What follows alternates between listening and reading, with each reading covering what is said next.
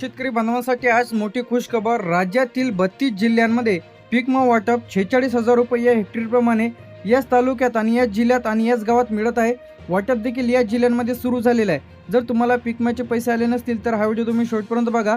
आजची सर्वात मोठी आनंदाची बातमी, तब्बल 32 जिल्ह्यांमध्ये पीक विमा वाटप इथं सुरू झालेलं आहे। आता काही शेतकऱ्यांना इथं 10,000, 20,000, 46,000 पर्यंत पीक विमा इथं शेतकरी बांधवांच्या खात्यामध्ये जमा होत आहे। आता याचप्रमाणे यामध्ये अतिवृष्टी, दुष्काळ, पावसाचा खंड याचप्रमाणे नैसर्गिक आपत्तीमुळे जे काही पीक विमा इथं मंजूर करण्यात आलेला आहे। केंद्र सरकार, राज्य सरकार आणि पीक विमा कंपनीकडून तब्बल डीबीटीच्या माध्यमातून शेतकरी बांधवांच्या खात्यामध्ये पीक विमा जमवण्यास सुरुवात। आता छत्रपती संभाजीनगरमध्ये यामध्ये 4,80,256 शेतकऱ्यांना इथं 205.48 कोटी रुपये पीक विमा मंजूर झालेला आहे आणि वाटप देखील सुरू।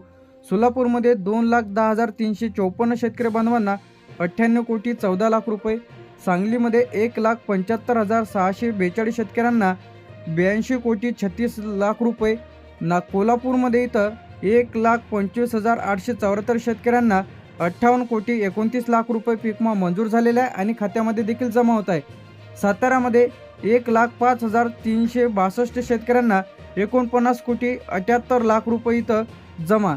धाराशिवमध्ये 3,45,362 शेतकऱ्यांना 161 कोटी 47 लाख रुपये, नागपूरमध्ये 1,85,642 शेतकऱ्यांना 88 कोटी 65 लाख रुपये, चंद्रपूरमध्ये 1,15,324 शेतकऱ्यांना 54 कोटी 32 लाख रुपये, गोंदियामध्ये 85,214 शेतकऱ्यांना 39 कोटी 14 लाख रुपये, वाशिममध्ये 75,642 शेतकऱ्यांना 33 कोटी 24 लाख रुपये, अकोल्यामध्ये 1,05,214 शेतकऱ्यांना 47 कोटी 92 लाख रुपये, अमरावतीमध्ये 1,20,365 शेतकऱ्यांना 56 कोटी 43 लाख रुपये, यवतमाळमध्ये 95,642 शेतकऱ्यांना 42 कोटी 11 लाख रुपये, हिंगोलीमध्ये 65,324 शेतकऱ्यांना 28 कोटी 76 लाख रुपये, बुलढाण्यामध्ये 78,541 शेतकऱ्यांना 35 कोटी 48 लाख रुपये। आता पीक विम्याचे पैसे या बँक खात्यांमध्ये इथं जमा होत आहे, जे की बँकेची नवीन यादी इथं आलेली आहे। आता यामध्ये तुमचं बँकेचं कोणतं खातं आहे चेक करा।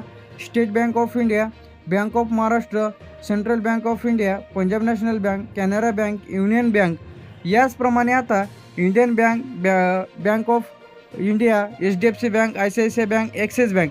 आता असं नाही की सर्व याच बँकेमध्ये पैसे इथे येतील। तुमच्या जे काही बँक पासबुकला आधार लिंक आहे याचप्रमाणे तुम्ही जे काही पीक विमा फॉर्म भरता वेळेस बँकेचं पासबुक दिलं होतं, तर त्या बँकेच्या पासबुकमध्ये तुम्ही चेक करा, तुमचे पैसे आलेले असेल। तर आता आपण या 32 जिल्ह्यांमध्ये जे काही पीक विमा वाटप सुरू झालेलं आहे हे देखील आपण इथं पाहणार आहे। तर यामध्ये सर्वप्रथम आपला जो काही जिल्हा यामध्ये आपण इथं पाहणार आहे। आता यामध्ये आपलं छत्रपती संभाजीनगरमध्ये वाटप सुरू झालेलं आहे, 205 कोटी 48 लाख रुपये, सोलापूरमध्ये जमा होण्यास सुरुवात 98 कोटी 14 लाख रुपये, सांगलीमध्ये डीबीटीद्वारे पैसे खात्यात जमा 82 कोटी 36 लाख रुपये, कोल्हापूरमध्ये वाटप सुरू झालेले आहे 58 कोटी 29 लाख रुपये, सातारामध्ये पैसे जमा 49 कोटी 48 लाख रुपये, परभणीमध्ये मोठा निधी मंजूर झालेला आहे 161 कोटी 47 लाख रुपये, नागपूरमध्ये जमा होण्यास सुरुवात 88 कोटी 65 लाख रुपये, चंद्रपूरमध्ये निधी वाटप सुरू झालेलं आहे 54 कोटी 32 लाख रुपये। यानंतर इथे आपलं गोंदियामध्ये डीबीटीद्वारे 39 कोटी 14 लाख रुपये, वाशिममध्ये पैसे जमा होण्यास सुरुवात झालेली आहे 33 कोटी 24 लाख रुपये, अकोल्यामध्ये लाभार्थ्यांची यादी तर आलेली आहे, तर लगेच यादी तपासा, पैसे खात्यात येत आहे 47 कोटी 92 लाख रुपये, अमरावतीमध्ये वाटप सुरू झालेलं आहे 65 कोटी 43 लाख रुपये। यानंतर इथे आपलं यवतमाळ, आता यवतमाळमध्ये निधी जमा होण्यास सुरुवात झालेली आहे 42 कोटी 11 लाख रुपये, धुळेमध्ये डीबीटी प्रक्रिया सुरू झालेली आहे 29 कोटी 76 लाख रुपये, बुलढाण्यामध्ये पैसे जमा होत आहे 35 कोटी 48 लाख रुपये, जालन्यामध्ये टप्प्याटप्प्याने पैसे तर जमा होत आहे, असं नाही की सर्व जिल्ह्यात एकाच वेळी इथे येतील।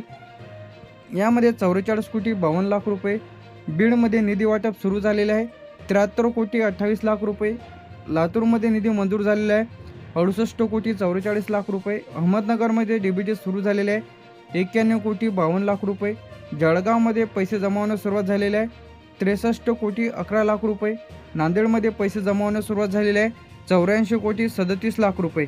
याचप्रमाणे आता हे जे काही दुसरे जिल्हे यामध्ये पुणेमध्ये पेंडिंग आहे म्हणजे मंजुरी प्रतीक्षित आहे. नाशिकमध्ये सुद्धा पेंडिंगमध्ये आहे, प्रक्रिया सुरू आहे.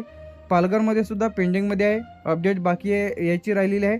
ठाणेमध्ये सुद्धा निधी प्रतीक्षित आहे, लवकरच अपडेट येणार आहे. त्यासाठी आपल्या चॅनलला सबस्क्राईब करून ठेवा. रायगडमध्ये सुद्धा पेंडिंग आहे, तपासणी तर सुरू आहे. रत्नागिरीमध्ये सुद्धा पेंडिंग आहे, अहवाल प्रलंबित आहे. सिंधुदुर्गमध्ये सुद्धा पेंडिंग आहे, प्रक्रिया सुरू आहे. धाराशिव उस्मानाबादमध्ये सुद्धा पेंडिंगमध्ये आहे, मंजुरी बाकी राहिलेली आहे. गडचिरोलीमध्ये DBT प्रतीक्षित आहे. हिंगोलीमध्ये पेंडिंग आहे, तपासणी सुरू आहे. नंदुरबारमध्ये अपडेट बाकी आहे. तर पीक विम्याची रक्कम टप्प्याटप्प्याने इथं जमा होत आहे. शेतकरी बांधवांना असं नाही की सर्व जिल्ह्यात एकाच वेळी पैसे इथे येतील. याचप्रमाणे कोणत्या शेतकरी बांधवांना किती पिकाचे किती रुपये तुम्हाला इथं मिळणार आहे. आता सोयाबीन पिकासाठी 8 ते 22,000 रुपये इथं मिळत आहे. कापसासाठी तुम्हाला 12 ते 46,000 रुपये, तुरीसाठी 7 ते 18,000 रुपये, उडीद यासाठी 6 ते 15,000 रुपये, मुगासाठी 5 ते 14,000 रुपये, गव्हासाठी 4 ते 12,000 रुपये, हरभऱ्यासाठी 5 ते 16,000 रुपये, फळ पिकासाठी 20 ते 60,000 रुपये. तर आता हा जो पीक मा यामध्ये सोयाबीन, कापूस, तूर, उडीद, मूग, गहू, ज्वारी, हरभरा, फळपिके, तर यांचा जो काही पीक मा हे DBTच्या माध्यमातून खात्यामध्ये पैसे तर जमा होत आहे. आता फळ पिकांमध्ये याचप्रमाणे आता यामध्ये संत्रा आहे, डाळिंब आहे, द्राक्ष आहे, आंबा आहे, केळी आहे. याचप्रमाणे याची भरपाई टक्केवारीनुसार, क्षेत्रानुसार, सर्वे रिपोर्टनुसार आणि तुमच्या जिल्ह्याच्या निधीनुसार हे अवलंबून राहते. आता कोणत्या शेतकऱ्यांना पीक विमा इथं जमा होत आहे, यामध्ये ज्या शेतकरी बांधवांनी पीक विमा फॉर्म भरलेला आहे, अर्ज मंजूर आहे. अतिवृष्टी, दुष्काळ, पावसाचा खंड यामुळे ज्या शेतकऱ्यांचे नुकसान झालेले आहे, आधार लिंक आहे, ई पीक वाहनी पूर्ण केलेले शेतकरी बांधव, 72 तासाच्या तक्रार केलेले शेतकरी बांधव, ज्यांचं पीक विमा यादीमध्ये नाव आहे आणि पीक विमा कंपनीकडून पात्र ठरलेले शेतकरी बांधव. आता पीक विम्याचे पैसे आले नाही तर तुम्हाला काय करायचं आहे, सर्वप्रथम आधार लिंक आहे का तपासा, बँक खाते ॲक्टिव्ह आहे का पहा, पीक विमा अर्ज मंजूर झाले का तपासा, मोबाईल नंबरवर SMS पहा, DBT स्टेटस तपासा. आता गावाची लाभार्थ्यांची यादीमध्ये तुमचं नाव आहे की नाही लगेच तपासा. आता पैसे आले नसतील तर तुम्हाला एक लेखी अर्ज देतो, लेखी अर्ज किंवा या हेल्पलाईन नंबरवरती लगेच कॉल करा 14447 आणि पीक विम्याची तक्रार करा. आता यासाठी तुम्हाला एक लेखी अर्ज देतो, हे तुम्हाला तुमच्या तालुक्याच्या ठिकाणी पीक विमा ऑफिसला द्यायचं आहे. यामध्ये प्रति माननीय प्रतिनिधी साहेब, तालुका लिहा, जिल्हा लिहा, पीक विमा रक्कम खात्यात जमा न झाल्याबाबत विनंती अर्ज. याचप्रमाणे महोदय मी खाली सही करणारा शेतकरी तुमचा राहणार तालुका, जिल्हा. याचप्रमाणे आपला जो काही हंगाम आहे हंगाम इथे लिहायचा आहे. तरी तर आपलं जे काही वर्ष आहे वर्ष लिहायचं आहे. हंगामासाठी पीक विमा फॉर्म भरलेला आहे. पिकाचे नुकसान झाले असून अद्याप माझ्या खात्यामध्ये पीक विम्याची रक्कम जमा झालेली नाही. माझी माहिती खालीलप्रमाणे: शेतकऱ्यांचे नाव, मोबाईल नंबर, पिकाचे नाव, पीक विमा पावती क्रमांक, बँकेचे नाव, खाते क्रमांक, नाव, सर्वे नंबर. याचप्रमाणे तरी माझ्या अर्जाची तपासणी करून लवकरात लवकर पीक विम्याची रक्कम जमा करण्यात यावी ही नम्र विनंती. धन्यवाद. याचप्रमाणे दिनांक आणि त्यासोबत जोडायचे आपल्याला कागदपत्र, यामध्ये आधार कार्डची झेरॉक्स, बँक पासबुकची झेरॉक्स, पीक विम्याची पावती, 7/12/8 पीक नुकसान भरपाईचे फोटो असल्यास मोबाईल नंबर. आता यासाठी तुम्हाला एक हेल्पलाईन नंबर दिलेला आहे मी 14447. तर यावरती लगेच कॉल करा ज्यांना कोणाला पीक विमा आलेला नसेल किंवा तुमचा अर्ज मंजूर असूनही पैसे आले नाहीत. याचप्रमाणे लाभार्थ्यांच्या यादीमध्ये नाव नाही, DBT समस्या असेल, आधार लिंक समस्या, अर्ज रिजेक्ट झालेला असेल, चुकीची माहिती दुरुस्त करायची असेल, सर्वे नंबर, खाते क्रमांक चुकीचं झालेलं असेल, पीक विमा पावती हरवली असेल, पीक विमा मंजूर असूनही खात्यामध्ये आलेलं नसेल, तक्रारीसाठी आणि पेंडिंग अर्जांसाठी या नंबरवरती लगेच कॉल करा 14447 आणि पीक विमा मिळवा. पीक विमा वाटप अखेर आजपासून सुरुवात झालेली आहे. लगेच खाते तपासा.